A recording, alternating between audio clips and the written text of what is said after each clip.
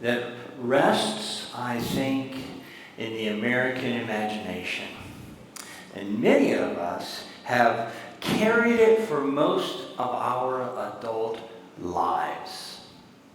A house with a porch, a warm afternoon, grand children running across the yard, and a rocking chair waiting with our name on it. You have made it. You have earned it. You have worked hard, raised your family, served your church, paid your dues, and now, finally, you get to rest. I love that image. I really do. I have thought about that rocking chair more times than I care to admit. But here is what nags at me as well, and perhaps many of us in this congregation. The ministries that we have built, the service projects that we have started, the roles that we have filled so much care and prayers into for decades, well, they are still there. The harvest has not ended, and it seems like no one's lining up to take our place. So, this morning, I'm going to sit with two ancient texts, two ancient stories, both of which we have just heard read. One is about a rabbi walking through villages full of people who have no one to care for them. And the other is about a woman named Sarah who laughed at God because she was sure her season of fruitfulness was over. Now, what strikes me as I read Matthew 9:35 through 38 is where Jesus is and what he is doing. He is not in Jerusalem. He is not in the temple engaging with theologians. He is out among the ordinary people in ordinary places, and what he sees breaks his heart. And it's not their sin. It's not their theology. It is their leaderlessness. It is their need. And then, in response to that, he says something that should stop us cold. The harvest is plentiful, but the laborers are few.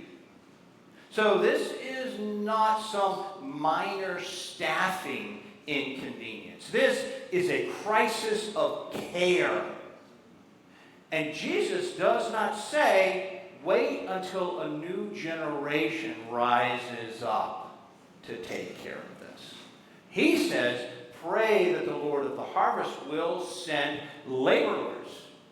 And he is speaking to the people already in the room. In Genesis 18:11 through 14, Sarah laughed because the idea of bearing a child was absurd. Her body had moved way past the season of fertility. She was old, very old. Abram was old, very old. The train had left the station decades ago, so to speak. So what God was proposing made absolutely no biological sense. What God was proposing made no cultural sense. What God was proposing made no common sense. And yet, God says, is anything too wonderful for the Lord? And that question is not just for Sarah. It is for every one of us who has quietly decided that our most fruitful years are behind us. Now, I want to be fair to our younger generation. I see you. There, a couple over here, some down there, a few over here. Before we go any further, because part of our story we tell ourselves is that the younger generation, well, they're just not stepping up. They're not showing up. They're not caring. And the data, as it turns out, is more complicated than that. There is a Barna group study that was done in 2025. It's called the State of the Church Report. And it contains what researchers are calling a surprising reversal. For the first time in modern research history, Generation Z and Millennials are now the most regular churchgoers, outpacing older generations. Weekly church volunteerism in that group has also surpassed pre-pandemic levels, rising to 24% of U.S. adults. And here's the detail that we should give us pause. Gen Z leads weekly volunteerism at 21% and millennials at 19%. While boomers, raise your hand. Yeah, the old ones in the group. We are just at 9%, and elders, which are the folks way older than us, are at 12%. Younger generations are actually volunteering at church at higher rates than we older folks. There is also data from a Lewis Center report drawing on national congregational study that shows older adults over 65 now represent 33% of average congregational participants. That's what happens with your tongue when you go on vacation. And it's also fairly complicated, all this data stuff. But it's important. You will understand why in a minute. Compared to just 17% of the general population. Okay? So churchgoers our age, 33%. Average population, 17%. So we, the older folks, are overrepresented in our pews. We are concentrating. So what accounts for the gap between these numbers and what we seem to be observing? Well, there actually are a few things. First, and younger generations, let me know if this is true or not. Hopefully it is, at least is what the data shows. Younger generations do not engage in the same way as we older folks did. Research from the Millennial Impact Report and Barna alike shows that Gen Z and millennials prefer to volunteer on what researchers call a continuum basis. They want to engage in multiple ways rather than serving in one ongoing role. So, let me just check that. Those of you that are millennial and Gen Zs, would you agree that you would prefer to serve in multiple ways rather than engage in one long service project that lasts for 10 years? How many of y'all are willing to commit to 10 years? All right. How many would say, oh, great, I've got a seminary for you. All right? We've talked about that, right? All right. We need to have lunch again. All right. But would you agree, most of you just sort of want to volunteer here and there based on kind of how your heart moves you? Would you agree with that? Anybody? A few of you. Okay, cool. Okay, some of you are nodding, you just don't want to say that. All right? This group of people seem to be driven by purpose. Huh?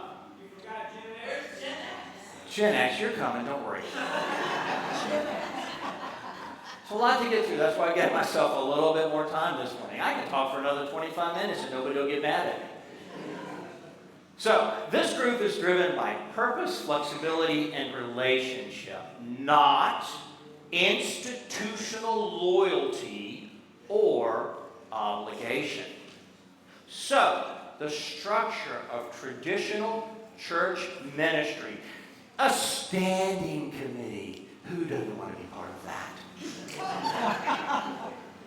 With monthly meetings or a decade-long commitment, kind of the one I was asked to commit to when I went to the mission field. They asked me, will you go for 10 years? I was like, of course I will. Who wouldn't do that?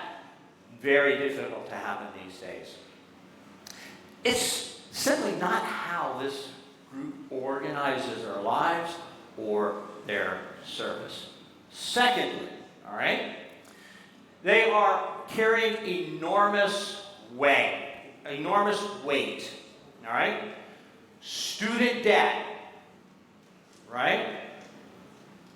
Housing costs. Can hardly buy a house right now, even if you want one. Economic uncertainty and the particular anxieties of a life in a rapid, changing world. They all create real constraints on time and energy. Their obligations are not excuses, older folks. They are real. And third, over a 3-year period tracked by Horizon Stewardship, Gen X increased volunteer hours by 39%, and boomers increased theirs by 36%, while millennials and Gen Z actually decreased their volunteer hours by 16 to 17%, which is a little conflicting. So what does all this mean? So the trend seems to be sustained that traditional ministry service still favors older adults. Okay, so we're talking about sustained ministry service as opposed to the way that the younger generation seems to volunteer or participate in altruistic things. So, what this means is that the problem is not a simple, oh, the younger generation doesn't care. It is that they engage differently. They carry different burdens, and they may genuinely be called to different forms of service. We have to accept that. Which brings us back to the uncomfortable question. If they're not being called to continue what we began, well then who is? You're not going to like the next part. There are 3 options, at least 3 options. First, the model itself may need to change. David Kinnaman of Barna puts it plainly. Effective ministry to millennials means helping these young believers discover their own ministry in the world, not merely asking them to wait their turn to take upon themselves ours. And if we want the younger generation to carry the work forward, we need to release our grip on exactly how that is going to look for them. They may not run the exact programs we have built or imagined for them, but they may carry the spirit of it forward. And this is not our failure, friends. This is how movements continue to live on. The brethren who came before us did not pass on identical structures to us. They passed on a vision. And perhaps our task is the same. Second, their calling may genuinely lie elsewhere. It is worth asking the hard theological question, what if God is not calling this generation to our particular ministries? What if their calling is to digital spaces, to advocacy movements, to community organizations, to neighborhood expressions of faith that look nothing like Sunday school, but everything like the kingdom? The Springtide Research Institute has documented that many Gen Z young people are not rejecting faith. They are finding it outside the institutional structures itself. That is a different problem than indifference. It is a condition that may require from us different wisdom and different responses other than frustration or pressure. And third, and this is the one I want to dwell with just a little bit longer, and you're not going to like it. God may be calling us back in.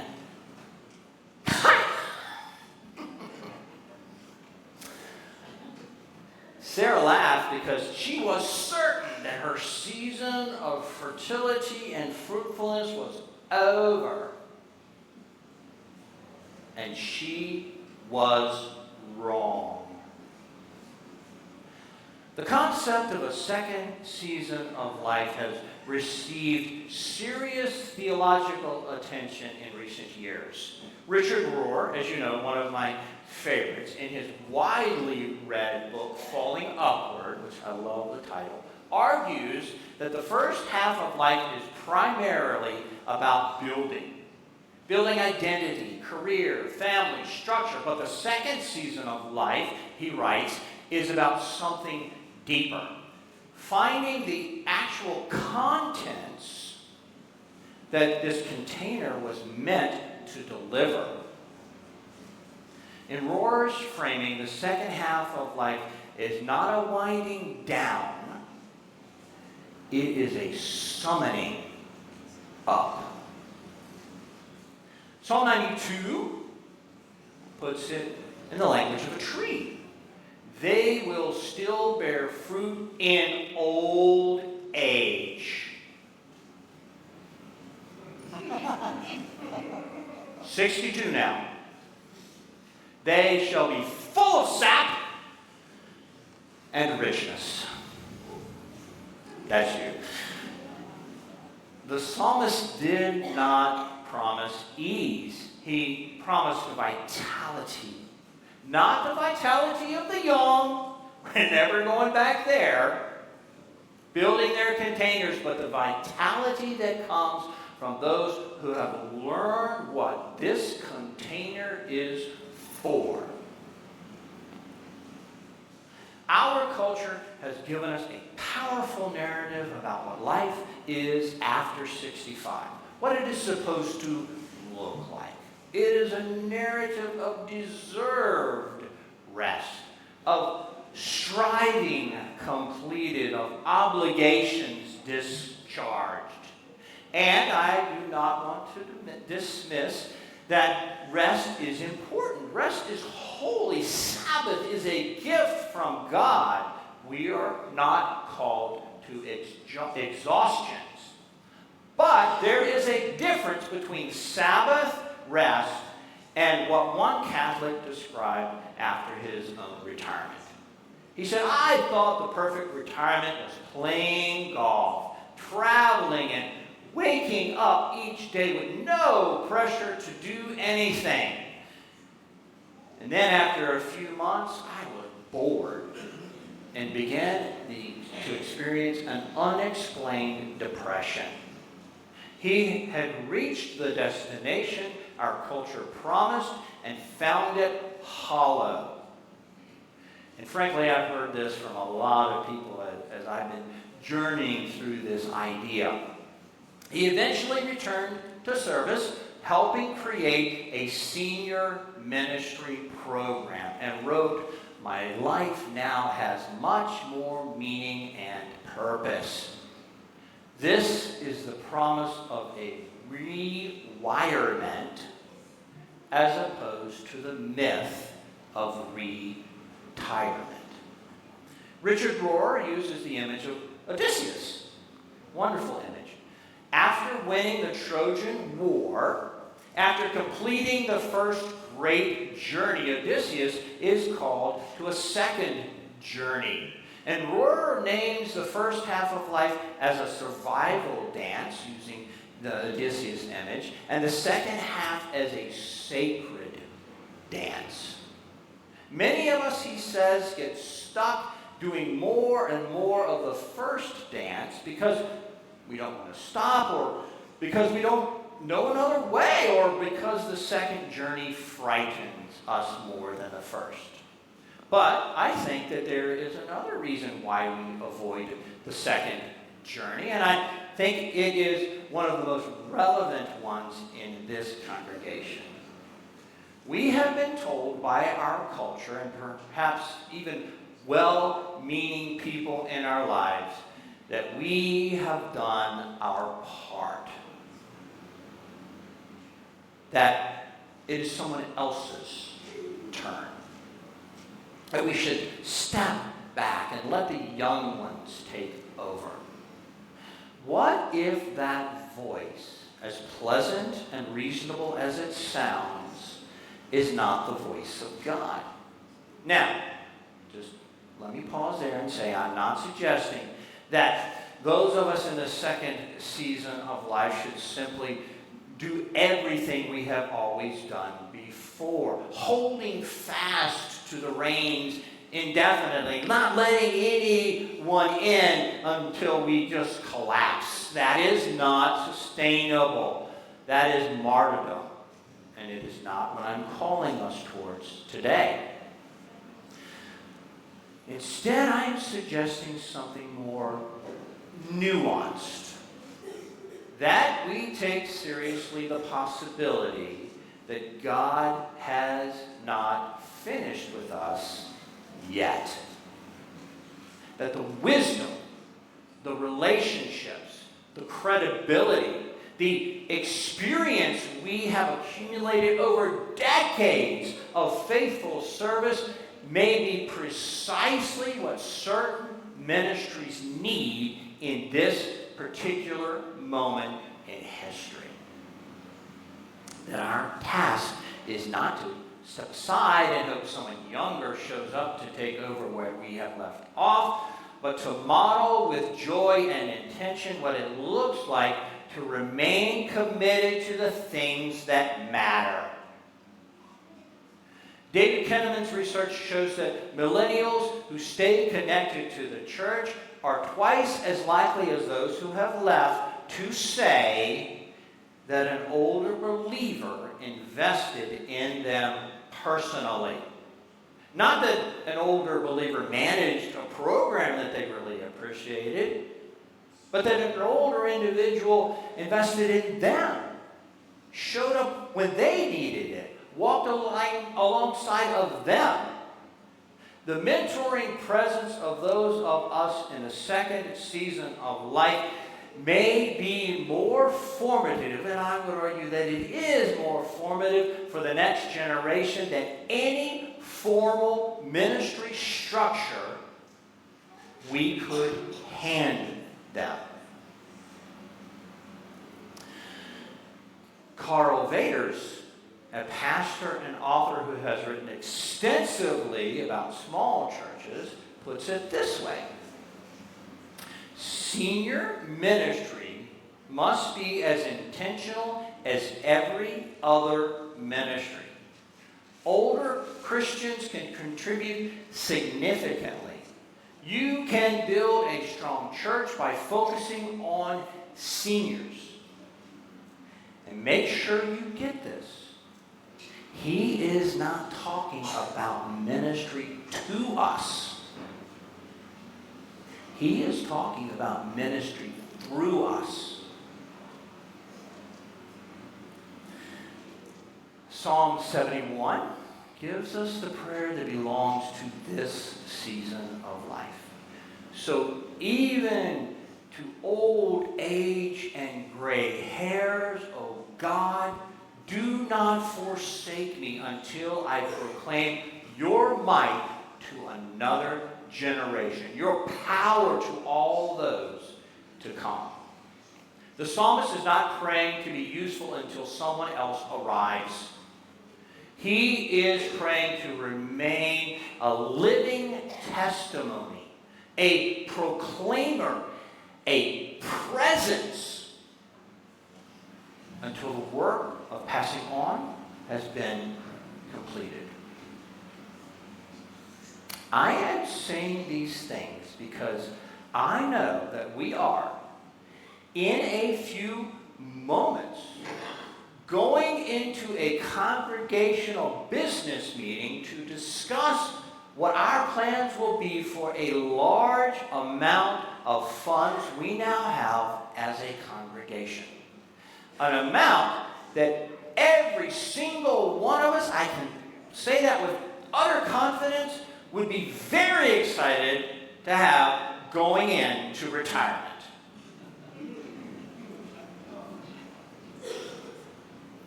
But our calling as a people, as a congregation, is not to retire. I believe it is to rewire.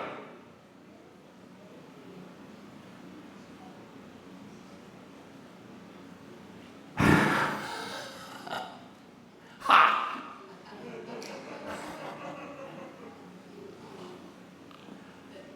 I want to close with the words of a Discipleship Ministries reflection that I think speaks directly to where many of us find ourselves. Retirement from gainful employment does not mark the end of a meaningful life. Instead, it is a kind of rewirement, a shift where everything we have done until now can lead us into a new and purposeful stage of life. And I would add, ministry. 4 years ago, almost today, I was planning on retiring. I'm 62. Getting ready to retire. And then, over a 2-year period, God rewired me for pastoral ministry in a second season of life. And, like it or not, brought me here.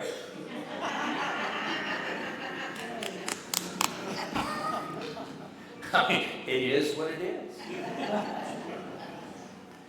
And, it's been interesting, the conversation that I've had along the way, but just so we're clear, all right?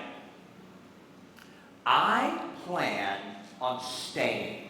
All right? God willing, and with your permission, for at least the next 8 years, which is going to put me at about 7. Hopefully I have some sort of, understandable speech at that point. But that's the plan. God is continuing to rewire me in my second season of life and ministry.